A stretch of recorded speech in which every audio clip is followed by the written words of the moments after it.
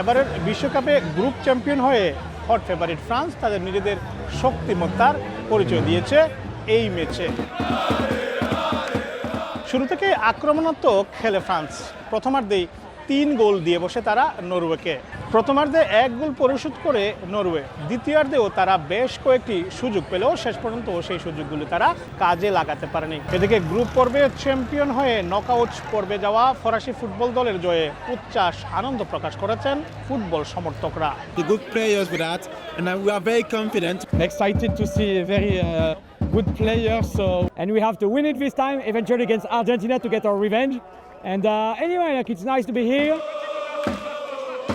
গতবার না পারলেও এবার তারা কাপ নিয়ে ঘরে ফিরবে, এমনটাই প্রত্যাশা ফরাসি ফুটবল সমর্থকদের। অনেকদিন পর এত সুন্দর একটা ম্যাচ দেখলাম যে কল্পনাতীত।